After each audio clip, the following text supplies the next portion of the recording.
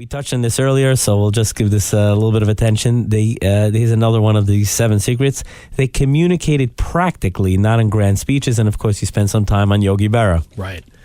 Yogi Berra is such an underrated communicator. People forget that he had a very mumbly way of talking. Yeah. He had all the famous yogiisms, and which the idea of him standing up on a box and giving a speech to the team, it's hilarious, right? It would never fly. So, but what people don't realize is that he was never captain of the Yankees, and he's the only person I say who wasn't actually named captain. There was no captain during his time, but it was his team. And the team from 49 to 53, people forget about them because, DiMaggio was on his way out. Mantle was just getting started. But they won 5 straight World Series. No one's ever done that. That's the greatest team. And this was Yogi's team. And they had substandard talent. By the Yankees standards, it was they weren't even in the top 10 in terms of the talent they had. Yet they won 5 straight. And the other thing that blows me away is that in one of those seasons, they had 15 different pitchers throw at least 15 innings. They never had a great rotation. They never had the incredible pitching anchors that other teams did. And Yogi was the one who had to manage all of that. Can you imagine 15 different personalities and temperaments, but everyone over and over again who came to the Yankees, they had their best streaks under his tutelage because he talked, he listened, he talked, he was engaged with these guys. He was constantly communicating about what to do. In fact, one of his pitchers, they got so familiar with each other. I think it was Eddie Lopat. At one point, they didn't even need pitch signals because you mentioned that. Yogi knew what Lopat was going to throw, and Lopat knew that Yogi knew. So that's the level of communication you rarely see. You talk about Jack Lambert. I mentioned my example, Kurt Schilling. Maybe you could talk about it. They knew how to use that moment and act it out.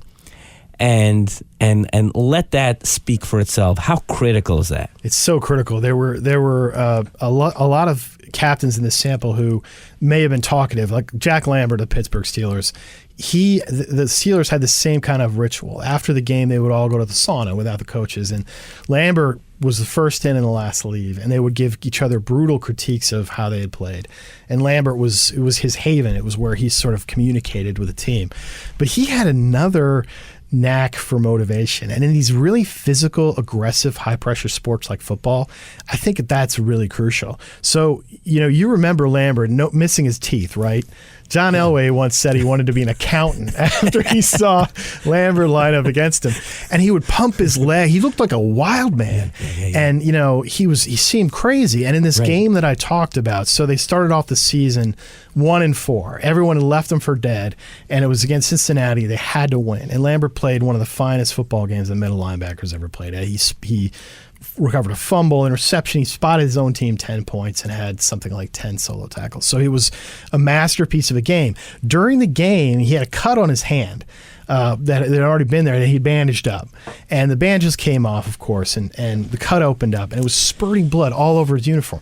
I mean, all over it. Yeah. And I remembered this, and he was very nonchalant about it, but I tracked down the trainer who was there. Right, because I'm sure the fans in the stands are saying, take care of the guy. Wrap the wound. Something. Stop it from spurting blood. Right. So the trainer just laughed and said, we wouldn't even have approached him. There's no way, because we knew he was a huge motivator, intimidator. He wanted the blood. He loved having blood on his uniform.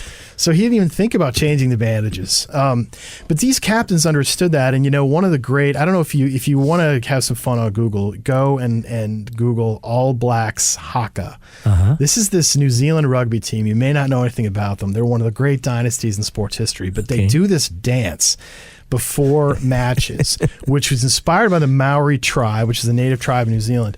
And it raises the hair on your arms. It's this tribal ritual with this.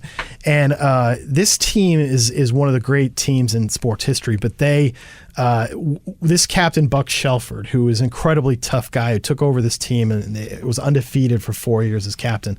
He's of Maori descent, and he took this whole team to a Maori college to see it perform correctly. And this became a weapon.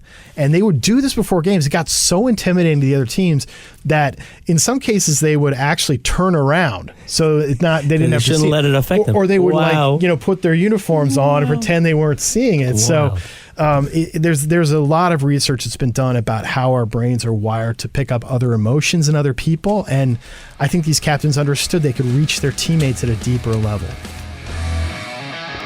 I love the honor of interviewing C-level executives and sharing their great advice and perspective on Mind Your Business. I'd love to get your feedback. Post it in the comments below and subscribe. You'll never miss an edition of Mind Your Business.